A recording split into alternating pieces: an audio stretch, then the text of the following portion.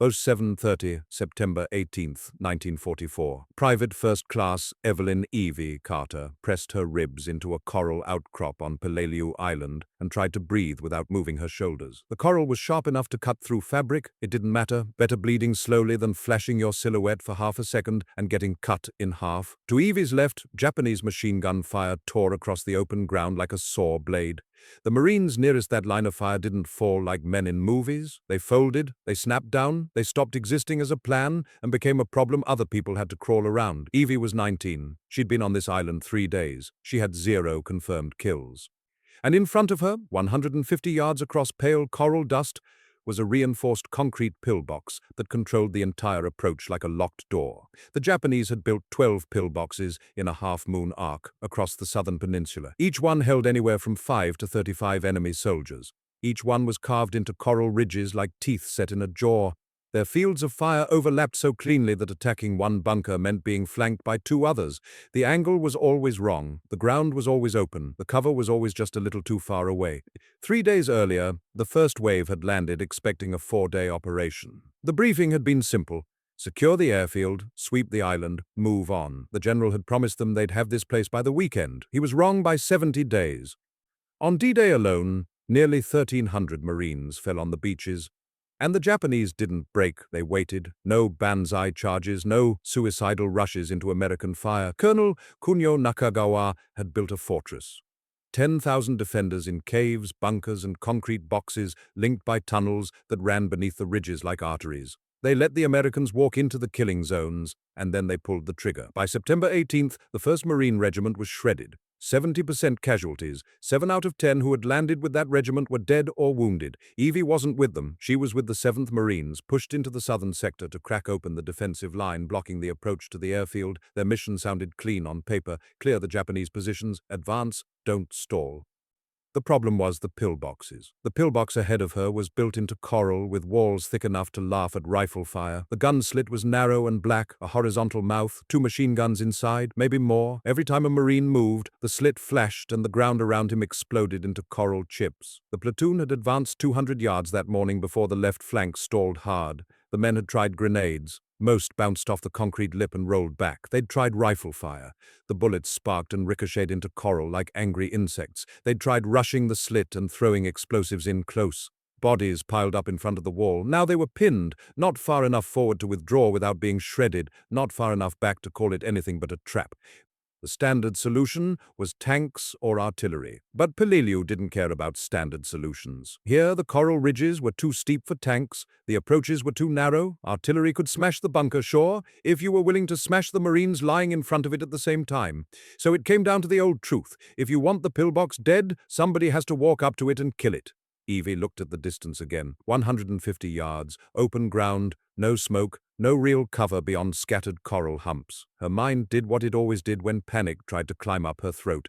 It started turning the world into numbers. Numbers were safer than emotions. A person sprinting under combat conditions, boots on coral, carrying a heavy weapon, moves about 15 yards per second if they don't trip, don't hesitate. Don't get clipped. That meant 10 seconds of exposure. The Japanese Type 92 machine gun fired around 450 rounds per minute. In 10 seconds, one gun could put 75 bullets through that corridor of air. This bunker had at least 2 machine guns. The math was obscene. No one should survive that crossing. The officers knew it, the sergeants knew it, Evie knew it. But Evie also knew something else. Every minute they stayed pinned meant another man trying to shift his knee, another helmet lifting, another body jerking, another scream cut short. The left flank had to move, or the whole line would fold. The only thing worse than impossible was waiting, while impossible happened to everyone else. Evie's hands moved without ceremony. She checked her weapon. Not a bar. Evie had been assigned an M1 rifle when the war still believed in rules. But the rules had burned on the beaches. Right now she held a Browning automatic rifle, scavenged from a Marine who wouldn't need it again. 19 pounds fully loaded, a metal beast that kicked like a mule and spat 30 caliber rounds fast enough to keep heads down if you were willing to trade accuracy for violence. She slammed in a fresh magazine, 20 rounds. She stuffed grenades into her pockets until the weight pulled at her belt and bruised her hips. Fragmentation, smoke, too few, too weak, and the one thing she'd been told to guard like a secret, white phosphorus. There were rules about it. There were always rules. Then there was Peleliu. Evie looked once at the bunker, then she stood up. No permission, no signal, no careful coordination. Just a decision. She ran. The first steps were the worst. The moment your body leaves cover, the universe changes. Air becomes loud. Distance becomes a trap. The ground stops being ground and becomes a stage. The pillbox saw her immediately. The machine guns swung. The first burst snapped past her head and tore coral behind her into a mist of pale dust. A second burst cut in front of her boots, so close she felt grit hit her shins like thrown sand. She didn't zigzag. Zigzagging makes you slower. Slower means more time in the air. She fired as she ran, holding the bar at hip level and squeezing the trigger in controlled bursts. The bullets didn't penetrate the concrete. That wasn't the point. The point was suppression. The point was making the gunners duck for half a second. Half a second was the difference between living and getting rewritten. 100 yards, 80, 60. Her lungs burned hot. The sun was already savage, climbing toward 100 degrees like it had a grudge. Her magazine ran dry. She dropped behind a coral lump, slammed in a new magazine, and went again before her brain could finish screaming at her. The Japanese fire intensified. As if offended, she was still upright. 40 yards, 30, 20. At close range, the geometry of the bunker worked against the defenders. The firing slits gave them wide arcs out front, but they created blind corners beside the main aperture. Evie threw herself into that blind spot, pressed flat to the concrete, and listened. Inside, men shouted in Japanese. Boots scraped, metal clanked. The gunners tried to shift, but the slit couldn't angle enough. They could hear her breathing, but they couldn't shoot her. Evie pulled out a phosphorus grenade. The pin came free with a clean tug. She shoved it through the slit. The effect was immediate. White phosphorus didn't explode the way Hollywood liked. It ate air. It burst into burning fragments that clung to skin and cloth, and turned screams into something raw and animal. The bunker became a box of smoke and pain. A Japanese soldier stumbled out the side aperture, uniform on fire, hands clawing at his chest. Evie shot him before he could aim. Another followed, stumbling blind. She shot again, but there were more inside. Phosphorus could drive them out, break them, panic them. It wouldn't always kill them all. Evie needed the bunker gone. A shadow moved behind her. A Marine, maybe 21, maybe 40, with dust on his face, dragged a satchel forward.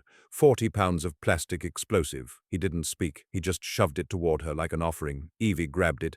She didn't think about heroism. She thought about angles. She thought about the slit. She thought about whether she would be alive long enough to throw it. She shoved the satchel into the main opening with both hands, as deep as she could. Then she ran. Not back across the open ground. There wasn't time. She dove into a shallow crater, curled tight, arms over her head, face pressed into coral grit. The blast hit like a hammer swung by the ocean. The pillbox lifted. Concrete fragments scythed through the air. Wood beams spun end over end. Something wet and heavy slapped the ground nearby. The shockwave punched her ribs and made her ears ring. For a second, there was no sound except a high, thin whine inside her skull. Then the dust settled. The bunker was no longer a bunker. It was a broken mouth of rubble, and inside that rubble, 35 men were not going to shoot anyone ever again. Evie pushed herself up. Her hands shook, not from fear. Fear was old news.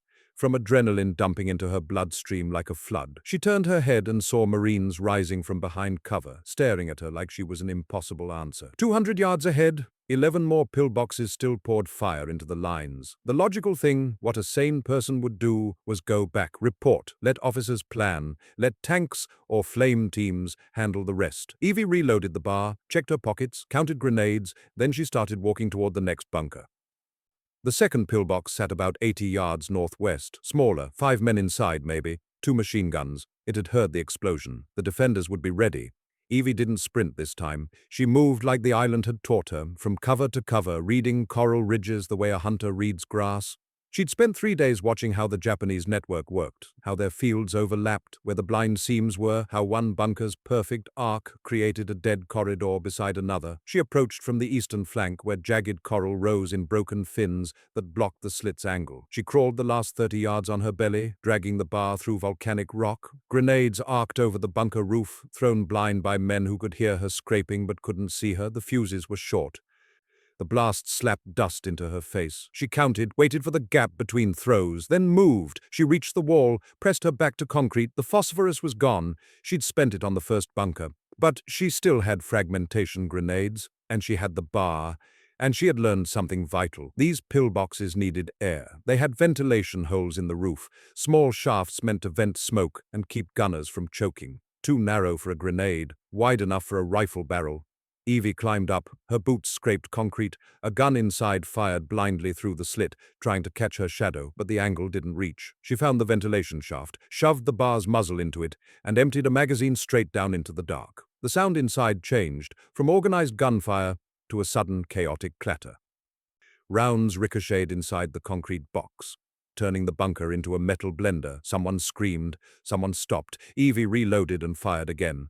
When she dropped back to the ground, the bunker was silent, 2 pillboxes down, 10 remaining. And for the first time, Marines behind her began to move forward, not as bodies trying not to die, but as soldiers advancing because a line had cracked. Evie didn't look back long enough to celebrate. She looked forward and found the next 2 bunkers paired together, mutually supporting, each covering the other's approach like a trap built by engineers. She tightened her grip and started toward the seam between them, the narrow corridor where neither bunker could quite bring its guns to bear. The island didn't care who she was, the bullets didn't care she was 19, but the geometry did. And Evie planned to use it. The corridor between the 3rd and 4th pillboxes was 8 feet wide, 8 feet of luck. On the left, a bunker faced southwest, its slit set for the Marine line. On the right, another bunker mirrored it. Each one covered the other's approach. Standard defensive doctrine: kill the men trying to kill your neighbor.